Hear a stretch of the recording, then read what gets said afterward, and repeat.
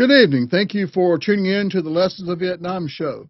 We strive to tell the real stories of Vietnam War and the men and women who served in it. It's important to us as our mission to dispel the myths and mistruths and misunderstanding of the war and its participants. I am Bill Dixon, your host, Vietnam veteran, 1967-68, Tet survivor, and a little bit of everything else. We broadcast from the Raleigh, North Carolina studios of Nissan Communications, who gives us a chance to have this opportunity to come on and dispel some of the myths and truths. We're all volunteers here. Nissan Communications volunteers their facilities, and I'm a volunteer, and because it's telling a real story of Vietnam, and our story is really important. During the show, you're welcome and encouraged to participate with your host and or any guests we happen to have with your comments or questions. You can see there on the screen. You can call 919-518-9773. You might want to write that down in case you come up with oh, yes, and want to ask a question during the show, or Computer's 2K voice.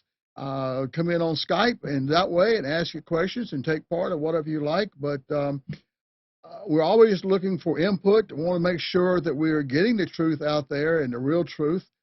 It's getting harder and harder, as you probably can tell, to find the real stories of the Vietnam War. There's so much garbage. You can find something on the internet to prove your point, no matter which way your point is out there.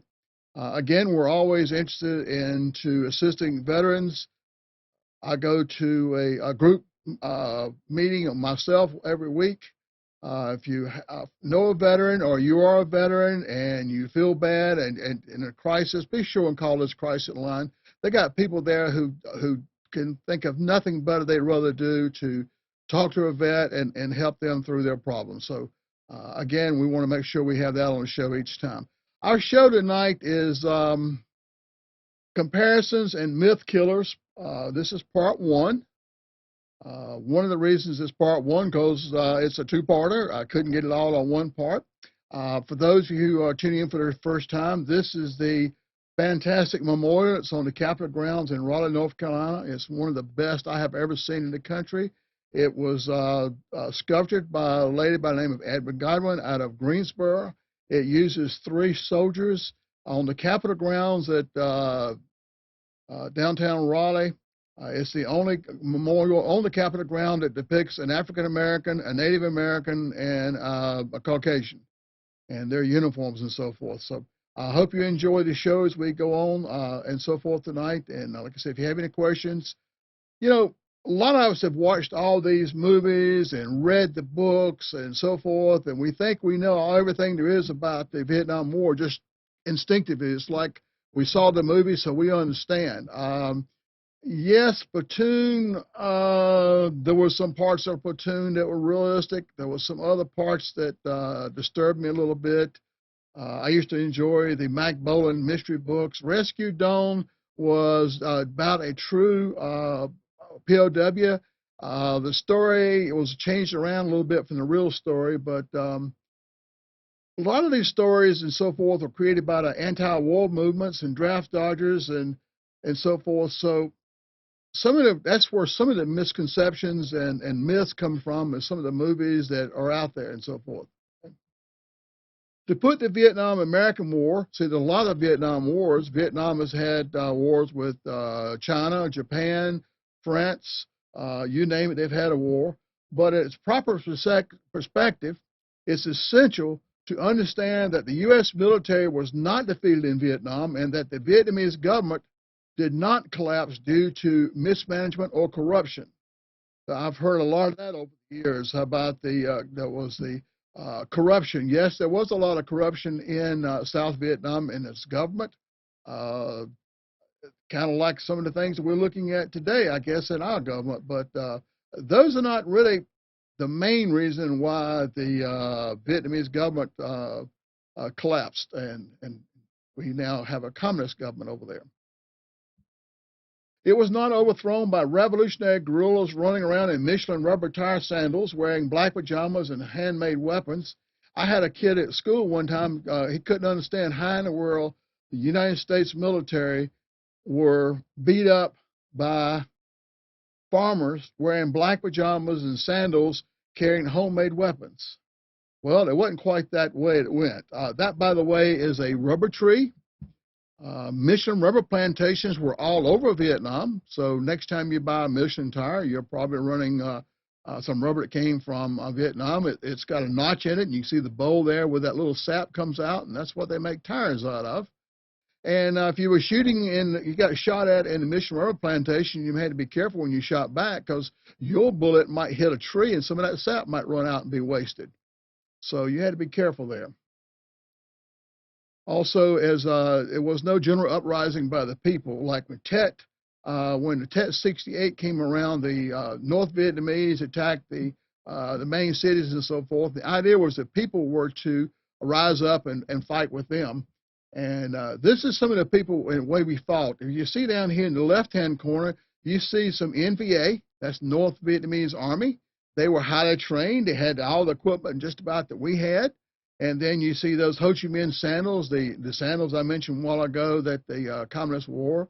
And then you see some of the Viet Cong in their black pajamas with the weapons and so forth they had, and some of the booby traps. You see the two pictures there of what we call punji sticks sticking up in there. They would take bamboo and put it in the fire to get it hard. Then they dip it in human waste and stick it down in a hole like that so that the American would step on it and come up through his boot. And you see another one there that's got a line across the trail with a grenade. So when you step on the line, it pulls a grenade out of the can and sets a grenade off. So they were very ingenious in doing the guerrilla tactics and so forth because they were used to the jungle much more than we do. But everybody we fought was not the guys in the black pajamas in the top right corner. There was a lot of these guys that were well trained and had been fighting for a long time, like the guys in the NVA down there. So that'll kind of give you a little bit of idea who we're fighting and so forth. Now, this is the North Vietnamese military coming in with all the Russian tanks they had, coming through the gates of the presidential palace there in Vietnam. South Vietnam was overrun by a conventional army made of 17 conventional divisions and supported by a large number of regular army logistical support units. See, an army only works as good as the gas and the food and ammunition and medical supplies can get along with them. This total conventional army that was trained, armed, and equipped as well as supplied by Red China and the Soviet Union. They came down the rivers and the roads from North Vietnam on Russian tanks using Russian gas, firing Russian bullets, and eating Russian supplied food, which was a problem. All the support, and they spearheaded by 700 Soviet tanks against South Vietnam, and the South was conquered much the same way Hitler conquered most of Europe in World War II. You see, the United States Congress, through the Case-Church Amendment, has shut off all and any kind of aid to South Vietnam. We were not allowed to fly over Vietnam. We were not allowed to give them a bullet.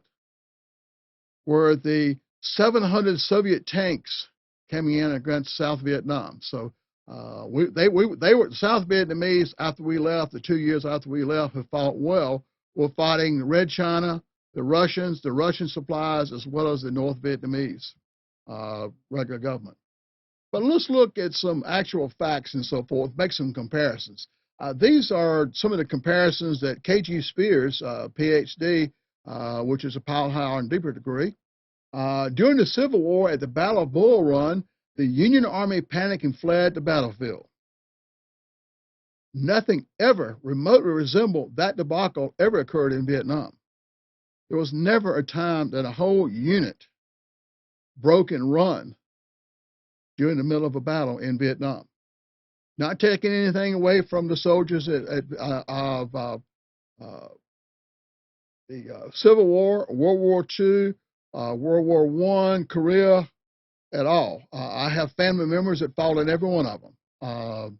So I have my family has a history in fighting all those, but it happened. Also at the Battle of Gettysburg, the Virginia 22nd also turned and ran and so forth. But these soldiers were very poorly trained and was sent out. So that's one of the comparisons.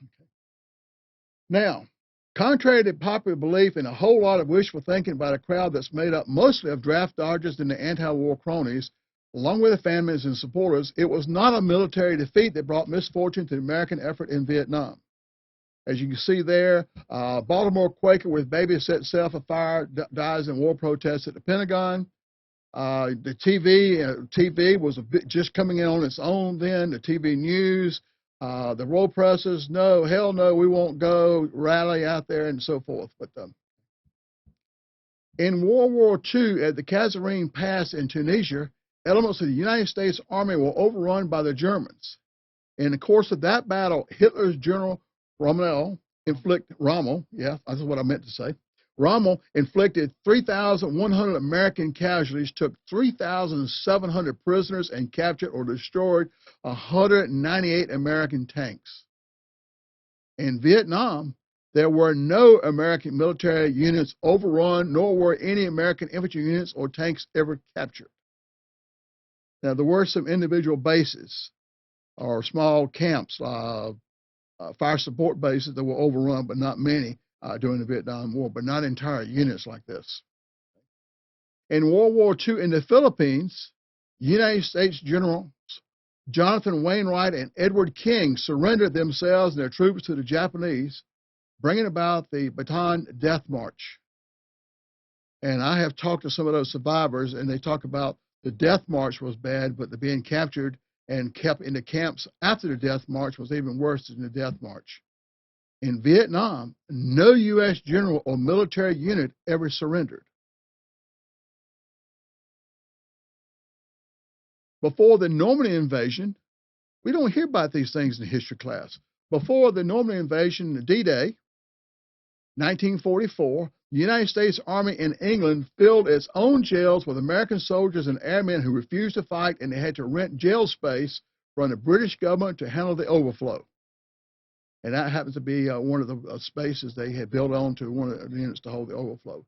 In Vietnam, the American military never had to rent space from the Vietnamese to incarcerate Americans who refused to fight. Didn't say they want any, but they just want the magnitude of World War II. Okay?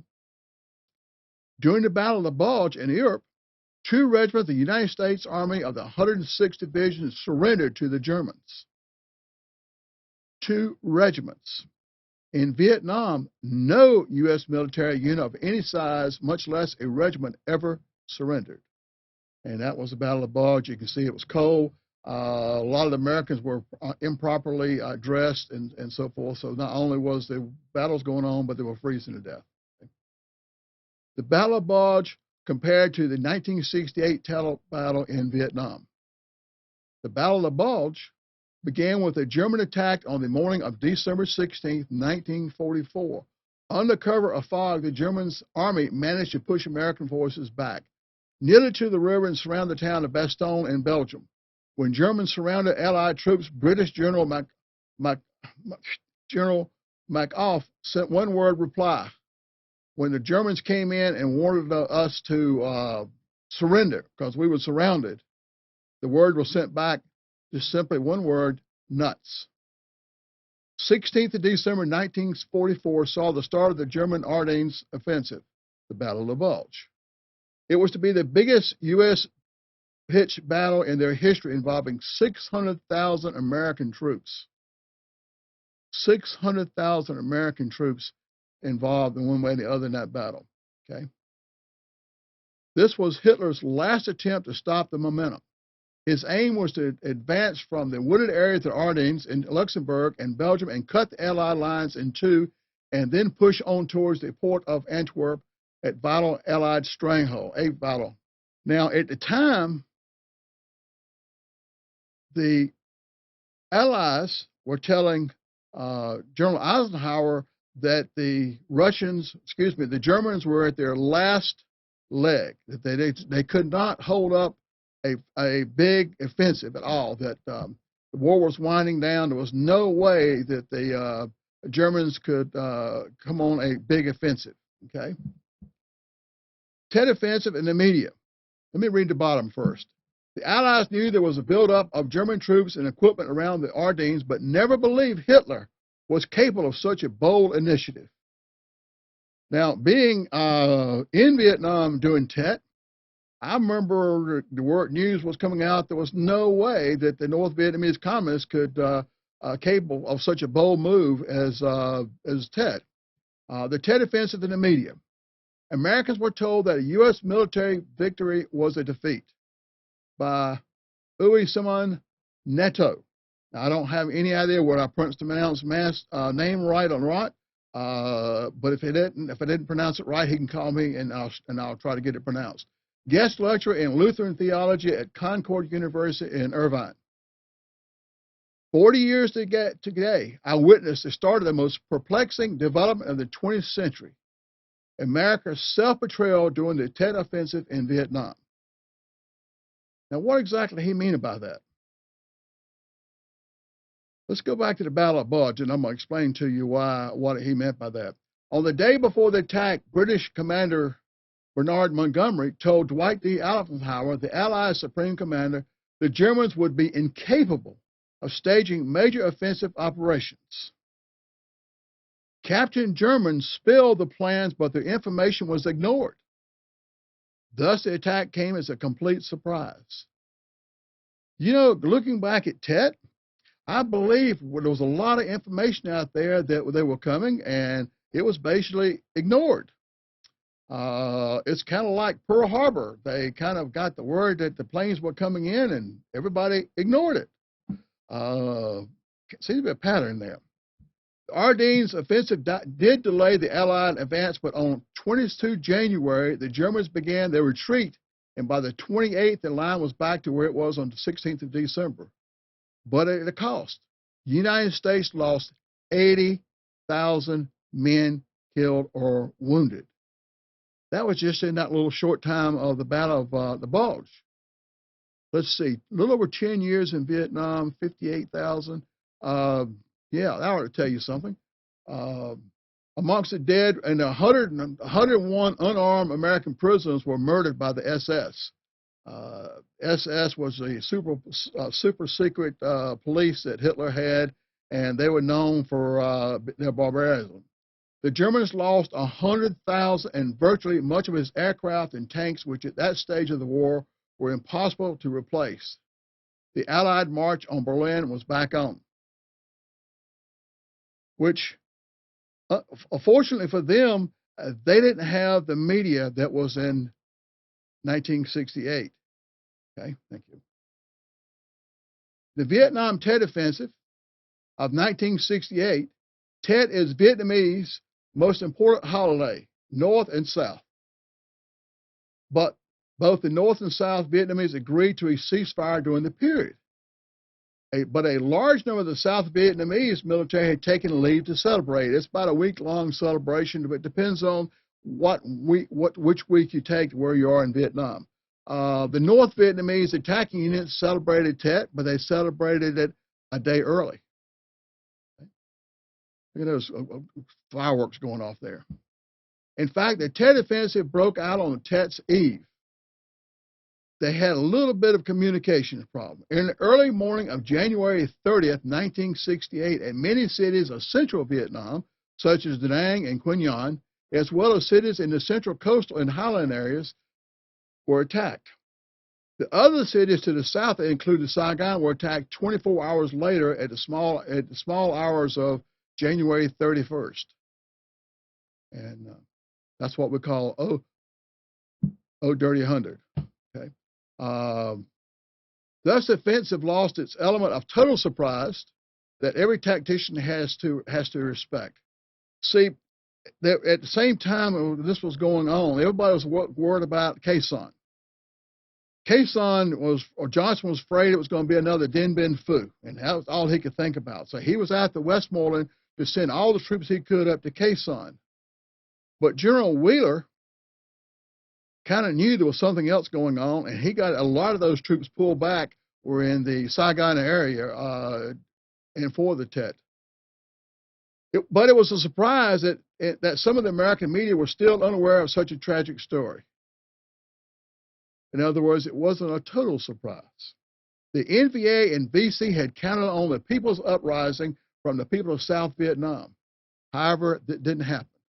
In other words, the farmers and the peasants and the people of South Vietnam who loved communism so much and wanted to be taken care of by Uncle Ho were supposed to rise up and help the communists fight the Americans and the puppet South Vietnamese soldiers. But guess what, folks?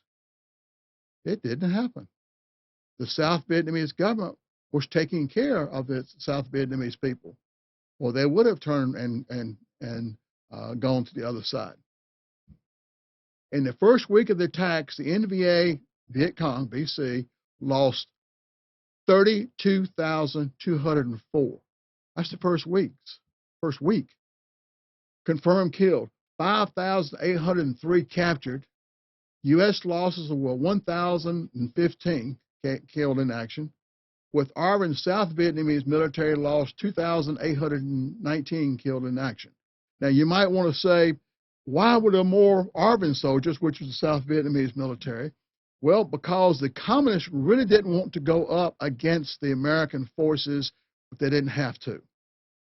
So they primarily attacked places that were mostly supported by South Vietnamese soldiers. Ardennes losses were higher because the communists were reluctant to enter a large open battle with U.S. forces, so they mostly attacked targets defended by almost exclusively by South Vietnamese troops who had stood down for a lot of them to go on vacation or to celebrate the Tet Offensive. So, Tet 68 casualties among the people of the South that the communists claimed to be liberating were in excess of 7,000, with an additional 5,000 tortured and murdered by the communists. In other words, when they didn't rise up and fight for them and fight against us, they started killing. If you were a teacher, you were a leader, you were a priest, or whatever, chances are during the Tet Offensive, if they could find you, they killed you. There were 5,800 civilians murdered with their hands tied behind their back and were chained together. Policemen, military men, farmers, old women, young girls, and children, all chained together, shot, and put in mass graves around Way. Over 3,000 enemies of the people, including South Vietnamese government officials, captured South Vietnamese officers, and Catholic priests were executed by the Viet Cong and NVA, North Vietnamese Army, in Way. In Way alone, there were later discovered 2,800 burial sites containing the mutilated bodies of local Vietnamese teachers, doctors, political leaders, and others. They didn't just kill them, they mutilated them. All the news media seemed to believe that in some way the communist North Vietnamese had achieved a victory. I'm going to read that again because I want to make sure you got this part. All the news media seemed to believe that in some way the communist North Vietnamese had achieved a victory at Tet. Putting this in perspective, the news media would have reported that the Battle of Bulge, Hitler's last-ditch effort to stop the Allied forces in Europe, was a disaster for the Allies. They would have said that despite Allied efforts, the enemy still has the means to mount a major offensive, and therefore the war in Europe is unwinnable. Sounds stupid to you now that you know the after effects? It does to me. That was the same thing. They did it there. A German sweep through West Lauenburg. Report Patton attacking on south flank. Eisenhower urges great Allied effort. We were told basically stand down because the Vietnam War is unwinnable after the Tet Offensive. See the difference in the reporting and the attitude and how the American public's attitude changed there? Well, that is exactly what Walter Cronkite said on national TV. After the 1968 Tet Offensive, he did not say this in World War II, most because the media operated under strict wartime secrecy laws that had discouraged any negative reporting. CBS Evening News with Walter Cronkite. The Tet Offensive was a communist victory only in the minds of the media. In World War II, the highest-ranking American officer killed was Lieutenant General Leslie McNair. He was killed by friendly fire when American warplanes accidentally dropped bombs on his position during the invasion of Europe. In Vietnam, there were no American generals killed by American bombs. There were a lot of Americans killed on the ground by inadvertently dropped bombs and so forth, but there were no American generals. They call it friendly fire. Listen, if that bomb drops on you, there ain't no such thing as friendly. It don't care. When that bomb lets go, it goes to whom it may concern. It doesn't have anybody's particular name on it. It doesn't have communists. It doesn't have Americans. It has to whom it may concern. But there were no generals ever. In World War II, the United States Army executed nearly 300 of its men in the European theater. The U.S. military sentenced 443 American soldiers to death. Most of them were for rape and murder. And did you know this? There's a secret cemetery in France where no flag is allowed to fly, which holds the bodies of American soldiers convicted of heinous crimes during World War II. It's maintained, but there's no flag to honor American soldiers there. In the Korean War, the U.S. forces were forced into the longest retreat in its history, a 275-mile withdrawal from the Yalu River all the way to Powhatan.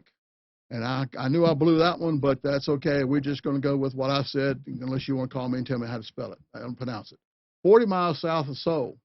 In the process, it lost the capital city of Seoul. The American military was never compelled into the major retreat, nor did it ever abandon Saigon to the enemy during the Vietnam War. This battle was known as the frozen chosen, where the chosen reservoir, where the Chinese came across the border and pushed Americans all the way back to Seoul. In Korea, Major General William F. Dean, the commander of the 24th Infantry Division, was wounded and taken prisoner of war. In Vietnam, there was never a U.S. general, much less a division commander, taken prisoner. General Dean was later awarded the Medal of Honor for his actions as a POW.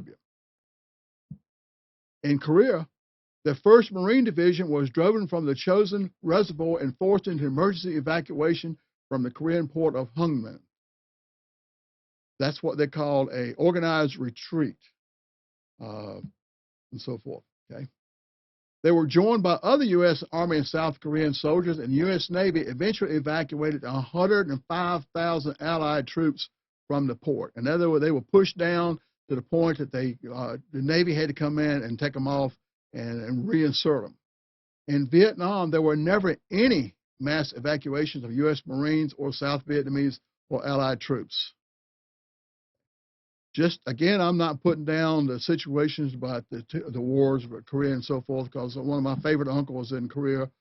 But I'm just giving you some comparisons when you think about the Vietnam War, how it was unwinnable, and we were all crazy draft dodgers and dope addicts and so forth, baby killers.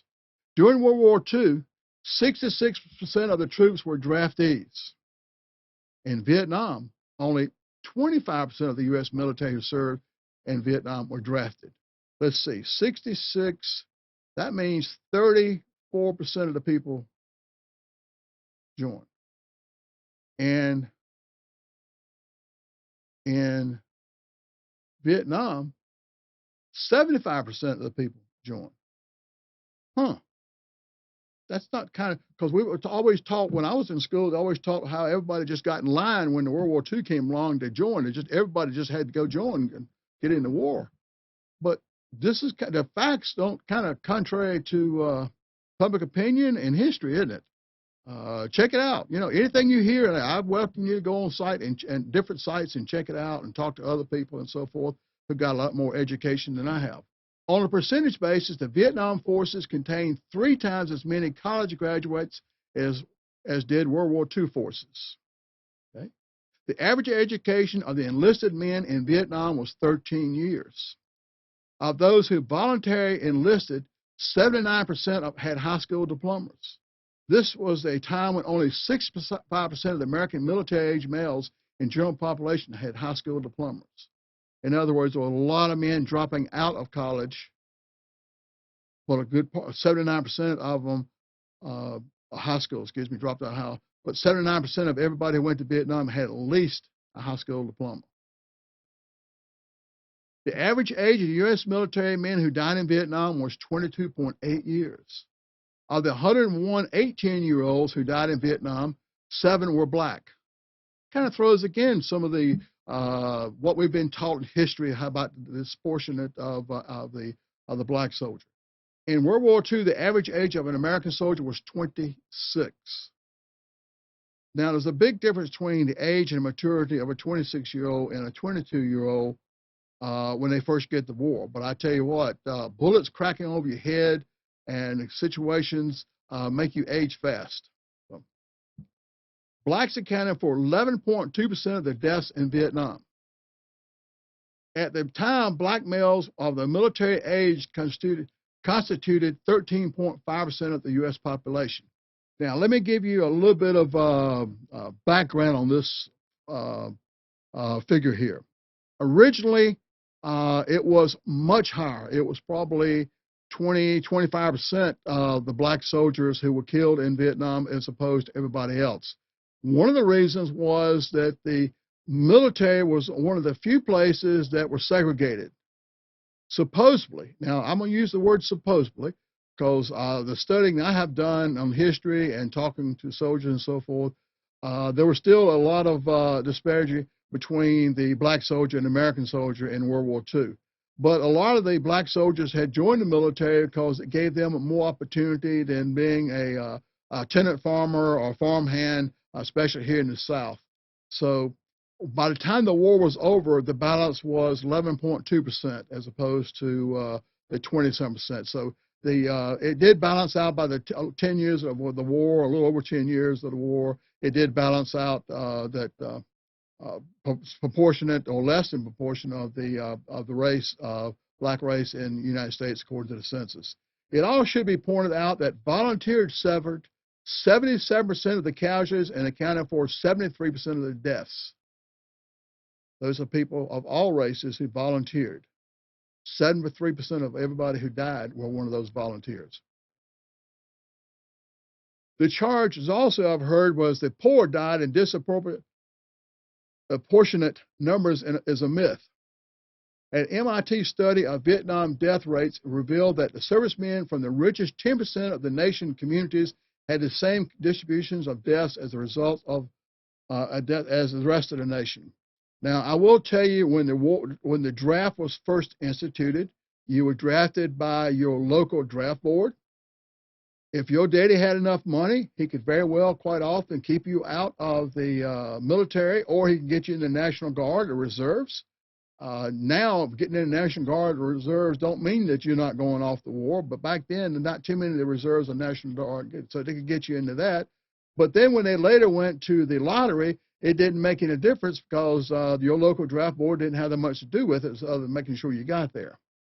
So you can't go back and say that only the poor people went. According to MIT, that's not true. Okay? Post-traumatic stress disorder. Post-traumatic stress disorder, and I really need to drop the word disorder. As they tell me today, the scientists and so forth, they said it's a real physical injury. It's a so forth, but it's not a disorder. It's a mental health condition that's triggered by a terrifying event. Either experiencing it or witnessing it, you don't have to be involved. Symptoms may include flashbacks, nightmares, and severe anxiety, as well as uncontrollable thoughts about the event. PTSD, you can see a regular brain, and you can see the brain with post-traumatic stress that they so it's not a social or political opinion, it's scientific fact. Okay? In the Civil War, they called it soldier's heart. In World War II, it was shell shock.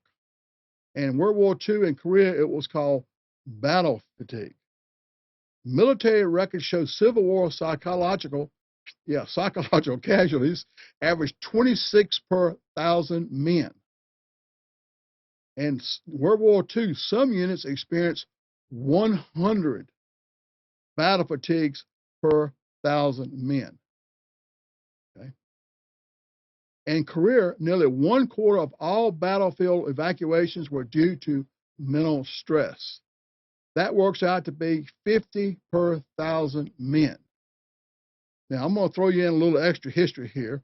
Back during the Civil War, uh, with the shell shock and so forth we were talking about, you also had a lot of men dying from diseases. Quite often, there were socially transmitted diseases. Uh, in Vietnam, the comparable age average was 1 per 1,000 men. There was 1 per 1,000 men in Vietnam who had post-traumatic stress while in Vietnam, where Korea had 50 per 1,000 men. So you see, those of y'all out there who said we all came back crazy, drug addicts and so forth, again, history doesn't vary that those thoughts and out. We said that, you know, a lot of people, I think they know all about Vietnam, but hopefully today I will kind of get you the idea that what you see ain't always the truth. Okay. United States Congress in the Vietnam conflict. August 1973, Congress passed a Case Church Amendment, which forbade the United States naval forces from sailing on the seas surrounding Vietnam. The Navy weren't even allowed to be anywhere within the territorial waters. The United States ground forces were prohibited from operating on the land, and U.S. Air Force from flying over South Vietnam, North Vietnam, Cambodia, or Laos. We couldn't even fly in the vicinity or American soldiers go in.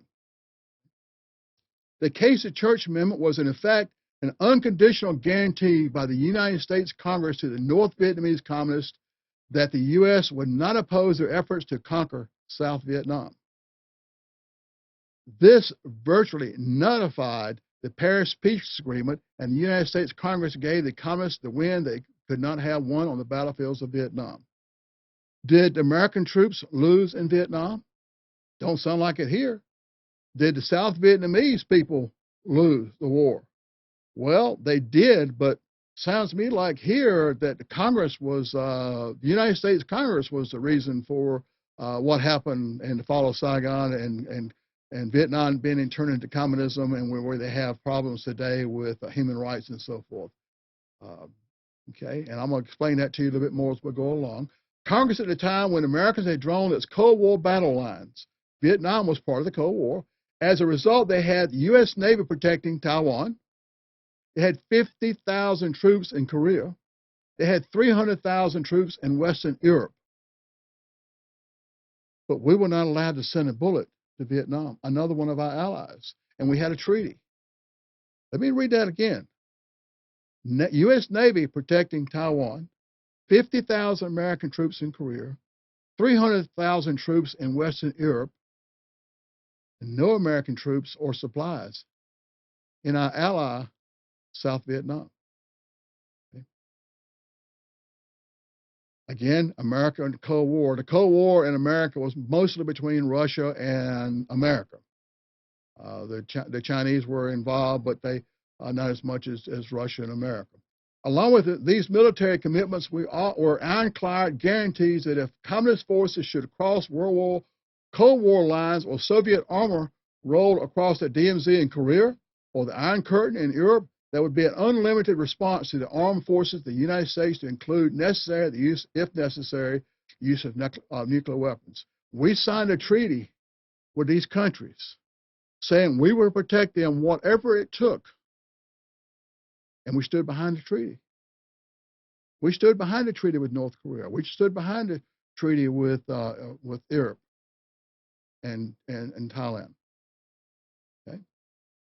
In 1975, when Soviet armor rolled across the international borders of South Vietnam, the DMZ, the United States military response was nothing. In addition to no response, Congress cut off aid to South Vietnam, would not supply them with a single dollar or bullet. From 1974 to April 1975, the Soviet Union and Red China supplied over 832,000 tons of war material to the communists of North Vietnam. And we wouldn't supply nothing. August 1974, Watergate, Nixon resigns. September 1974, the Communist North Vietnamese held a special meeting to evaluate Nixon's resignation and to test the implications. What does it mean? What is Richard Nixon, the President of the United States, has resigned? What does that mean to us and South Vietnam in the war? December 1974, North Vietnam invades South Vietnam, province of Phuoc Binh, north of Saigon, near the Cambodian border. And then they waited. Nothing happened. The United States didn't say a word, didn't send a bullet, didn't do nothing. On January 1975, North Vietnamese forces captured Phuoc Long, the capital of Phuoc Minh province. Then they sit and wait for the reaction from the U.S., which never comes. They're pretty much guaranteed, just as fast as those tanks can run, come right on down the trail. Okay? March 1975, the North Vietnam mounts a full-scale invasion of South Vietnam with 17 conventional divisions, more than the United States has had since World War II. Because Congress had unconditionally guaranteed that there would be no U.S. military response against North Vietnam, they used their entire military. In other words, they used everybody because they knew we weren't going to bomb Hanoi, we weren't going to bomb North Vietnam, we were not going to invade North Vietnam, and we were not going to help South Vietnam. Led by 700 Soviet tanks burning Soviet fuel and using Soviet bullets. April 30th, 1975, the fall of Saigon, which was instigated by the United States Congress. That's my personal opinion, so just take that part out, because I try to give you the facts that I can prove, but that's just my opinion. I'm going to throw it in anyway. Let's talk about comparative POW statistics. Americans taken during World War II, 130,201. That was about a 4-year period. Americans taken during the Korean War, 7,140. Americans taken during the Vietnam War, a little over 10-year period, 771. The American POW numbers for the American Vietnam War raises the question: if the North Vietnamese communists were such superb, uncanny, and divinely led fighting forces that outfoxed the Americans, why did not take more prisoners? I mean, I saw Time magazine had President Jip, the communist leader of the military, how much of a genius he was. But over 10 years, they only got 771 American prisoners. It's because the communists were defeated on the field of battle in every single major engagement of the war. That's why they didn't get that many POWs. In order for the communists to have taken more significant numbers of prisoners, they would have had to win battles and overrun American positions. The majority of the 771 captured were air crews shot down over North Vietnam. Less than 200 were captured on the ground in South Vietnam. Why were the 771 air crews captured? Well, let me see if I can give you a little bit of background there. One, the American government would always tell Switzerland when we were going to attack and bomb Hanoi. We bombed them at the same, going down the same trail, same flight pattern, at the same time every time. We told the Swiss that because we knew they would tell the Hanoi people that we were going to bomb. The idea was that they could get the civilians out of Hanoi so there wouldn't be civilians killed. But that didn't work for the Hanoi's propaganda. So you had the SAM missiles and the anti-aircraft guns sitting there waiting. You can see a North Vietnamese anti-aircraft gun guy said, we got to hurry up and finish this rice and fish heads here because the Americans will be here in another 10 minutes. They knew exactly when we were coming, how we were coming, and so forth. So we lost 771 captured. I forgot exactly how many we lost who died, but a bunch. Okay. The POWs number also dispelled any notion that the United States military, and why did that shift over? in Vietnam were a group of unmotivated, hapless souls led by inept leaders. In other words, if we were all drug addicts, baby killers, and all this and crazy lunatics that we were made out to be, and the leaders, we didn't have any good leaders, just didn't kind of go along with the job, does it? In facts, that the American did a lot of hard fighting in Vietnam. The United States Marines lost 5 times as many as they did in World War I, 3 times as many career and during all of World War II. 5 times more than World War I Marines. 3 times more we lost in Vietnam as opposed to Korea. So somebody must have been doing a hell of a lot of fighting in Vietnam. Okay. This is quite a record for a military force made up of uneducated, inaccurately trained, drug addicted, bumbling draftees who were poorly motivated, led by officers who were less than competent, and continue outsmarted by a pajama-clad enemy with homemade weapons. Remember the student a while ago that I mentioned? During the Normandy Battle of 1944, the United States 90th Infantry Division, roughly 150,000 plus men, had replaced 150% of its officers and 100% of its enlisted men. Kind of give you an idea. If they had 150,000 men and they had to replace 150,000, let's say 100,000, 100% of them would have been 150,000, and another 50,000, yeah, that would be another 75,000, wouldn't it? So they had to do a lot of replacing. Okay? 173rd Airborne. By the way, this is Lawrence Joel, picture of him. He is from Winston-Salem area of North Greensboro, I believe. And if you've ever been to Joel Coliseum there to see a basketball, it's named after him, as well as a lot of clinics and hospitals across the nation. Lawrence Joel received the Medal of Honor from President Johnson for his actions as a medic in the Battle of the Hump, November 8, 1965. If you ever heard Big and Rich sing the song 8th in November, that's where that battle came from. Christopherson, who is, by the way, a super soldier, does the opening of that song. If nothing else, go find that song and listen to the song and to the opening by Christopherson. But he was Lawrence Joel was the first black man to receive the Medal of Honor since the Spanish-American War. He was a medic and saved a lot of lives that day. The song was written by Big and Rich from Miles Harris, who was one of the men, who was a sergeant there, a radio operator, and he is credited, I know him and talked to him, and he has credited Lawrence Joel to saving a lot of their lives. The 173rd Airborne, normally 3 brigades to a division, served in Vietnam for a total of 2,301 days and holds the record for the longest continuous service under fire of any American unit ever. During that period of time, 6 years and 3 months, they lost 1,601, or 31% of its men killed in action. Casualty statistics.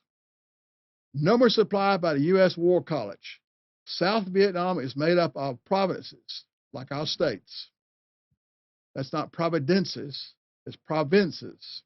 Then for war areas and a responsibility, these provinces were placed in corps areas. Northernmost South Vietnam was I Corps. In other words, from the DMZ down, it was I Corps. And then there was 2 Corps and 3 Corps. I was in 3 Corps down around Saigon. And then south of Saigon, down in the swamps, was 4 Corps, the southernmost tip of South Vietnam. Okay, so that kind of gives you an idea how it was broken up. The most bombed area in the history of warfare was Quang Tri Province. You can see it there, and that orange line is the DMZ there, and above that is North Vietnam. And you can see on the left there, Laos, and of course on the right side was the China Sea. The province that claimed the most American lives was Quang Tri, which borders on North Vietnam and Laos. In other words, down the Ho Chi Minh Trail, feeding in with equipment and so forth. The most Americans killed were in these northernmost 4 provinces at 53%. All four shared borders with Laos. Anywhere that that South Vietnam had a border with Laos, it was open season to come across because we were not allowed to go over into Laos for a long, long time. They could come on and fight us and all of a sudden run back across the border and go, yeah, yeah, yeah, yeah, you can't hurt us. That's also where they kept all the supplies. They didn't have to wait for supplies to come down the Ho Chi Minh Trail. The Ho Chi Minh Trail kept them supplied all the time. They had depots there that they could go pick up all their weapons and food and everything they needed to come down the Ho Chi Minh Trail. So, and we couldn't go. An additional 6 provinces accounted for 20% of the Americans killed in action. You can see Laos and Cambodia there. You can see the line going between Cambodia and Laos, and you can see that a good part of the northern part of South Vietnam was with Laos, and we had Cambodia before. You can see Saigon there, Cam Bay, and so forth. These provinces shared borders with either Laos, Cambodia, or shared a border with a province that did share a border with Cambodia or Laos. Those were the most American casualties were. The southernmost province, Pho Corps, which is home to 4% of the South Vietnamese population, accounted for just under 5% of American forces' deaths in action. One of the reasons for that, as you can see what it was like down there, you did a lot of waiting. You got lots of leeches and mosquitoes. As you can see that there, the South China Sea and rivers and swamps and so forth, that was a pretty tough area right there. And but that's where the largest part of the Vietnamese people lived, because we call that the Rice Bowl of South Vietnam. And the remaining 19 provinces accounted for 16% of American forces lost. So depending on where you were and so forth is how the casualties were. Okay. Looking at casualties by province locations and numbers, one can dismiss the sometimes popular American belief that South Vietnam was a burning inferno of violent revolutionary descent. The overwhelming majority of Americans killed in the war died in border battles against regular trained North Vietnamese military units. The policies established by President Johnson and Robert McNamara prevented the American military from crossing the borders and destroying the enemies and their supply routes. As you can see right there, those borders right there, safe areas for the North Vietnamese communists. So the Americans lost, most of the people we lost were fighting the NVA, the regular NVA soldier with the weapons and training, and quite often had more experience because they'd fought the French and everything else for so long. So we couldn't we couldn't stop their supply lines. Stop. To put those policies in World War II terms, they were functionally equivalent to having sent the American military to Europe to fight, but restricting them to France, Belgium, and Holland, Italy, and so forth, and not letting them cross the borders of Germany. So we were going to fight. We were fighting Germany, and the Vietnam case would have been there would have been a policeman there going, "You can't cross into Germany. You can't go into Germany. You have to fight the war, but you're fighting Germans. But if they go back into Germany, you can't go over there and fight them." Looking back, it's clear that the American military role in Vietnam was in essence one of defending international borders against a conventional communist invasion. Not the little guys, the farmers in their black pajamas. The American military was not driven from South Vietnam. They were left under the terms of the Paris Peace Agreement. We were not forced out. We were not forced out by the North Vietnamese. We left because of the Paris Peace Agreement, where Kissinger and North Vietnam, as you see there, Le Duan, got together and sold out to South Vietnamese people and the American soldiers who fought there in the Paris Peace Accords. The American military were then prohibited from returning by U.S. Congress. The same Congress then turned around and abandoned its former ally. You can see walking away, surrender now. Congress walked out, and when Gerald Ford got up to speak about the treaty and the money it was promised to South Vietnam, a large number of the United States Congress got up and walked out of the room, gave them no funds. Curtis LeMay, aptly defined Johnson's war policy in Vietnam as we were swatting flies, and you see the fly swatter in the South, when we should have been going after the manure piles in Hanoi. And you probably can get an idea what the other picture is. In other words, we never went in there. Now, we're getting kind of close. I hate to start this part, but I'm going to do it anyway. Vietnam War and the media. What happened versus what we saw.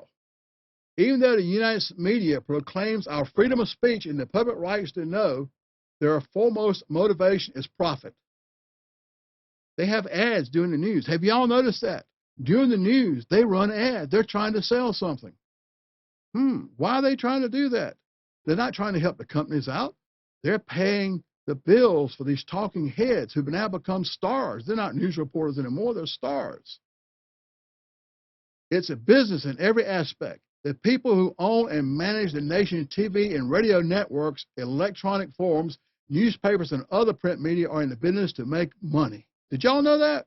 They're in the business to make money? Newspapers lately haven't been able to do that a whole lot. Now, how do they make money? Well, you think they ever create the news? I mean, today we call it, what do we call it today? Fake news. And during the Vietnam War, that's where it really kind of got started there. We just didn't know it was fake news at the time, and so forth, okay? You see, as I mentioned a while ago, the TV was really coming into its own. The American media understands what the American public wants and to see and, more importantly, feel. See, it's how we feel about something. These media managers know that the American people in general are not driven by intellect, but by emotion. Thus the old cliche, and most of you out there probably heard it, if it bleeds, it leads. And the movies that were out there, the TV, the newspaper articles and so forth, they just kind of showed you what they thought you should know, and so forth. Vietnam War was the first real TV war. And then we're talking about the draft dodgers. Once the draft dodging and anti-war crowds numbers started to climb into the millions, the media and the politicians started to pander to these numbers. They were starting to say, hey, the soldiers are all fighting. They can't do nothing. But with these people back here, they're voting. These people who protest in the war, they know people to vote. And I want to get reelected. And then the newspaper guys, the TV guys, hey, these people buy our products on the news. We don't have to worry about those soldiers, those old soldiers back over there fighting that war. So we're going to have to make sure we keep these people happy. With the media, it was not their Nielsen ratings and politicians, it was the votes. Isn't that interesting? With the media unrestrained by lack of formal declaration of war. See, there was no formal declaration of war in Vietnam. It was never a war. So there was not anything as the censorship was not there as it was in other wars. Multi-million-dollar salaries are not paid for reporting, but for entertaining. And look at the people on the news today, how they are movie stars now. And I'm going to end the show there. And next show will be April the 11th, and it will be Comparisons and Myth Killers Part 2. I invite you to anything you saw tonight, you question or comparisons, be sure to tune in next time. Give me a call and let's talk about it. By the way, tomorrow is a special day for Vietnam veterans. Tomorrow is March 29th is the official day for recognition of Vietnam veterans. Tomorrow, according to the federal government, is Vietnam Veterans Memorial Day. Special day for those of us who came back, all of us, baby killers, crazy people, dope addicts, came back from the war. Now they're going to give us our own day. Of course, now you can't get treated at the VA and so forth, and a lot of veterans out there still having problems getting voted on. But I saw the day that the Secretary of Chilton, who I thought was doing a fairly good job considering, has been fired. Kind of gives you an idea how screwed up the VA system is. How many within the last year or a year and a half, how many secretaries of VA have we had? I quit counting. And now we're going to have an interim while the real guy's coming on. And you can't fire anybody at the VA because even though that someone been caught stealing money, you can't fire them and so forth because they got tenure or whatever the question is. But I'm looking forward to meeting back with you April 11th at 8 o'clock, same time, and we'll continue on with part 2. Thank you and good evening.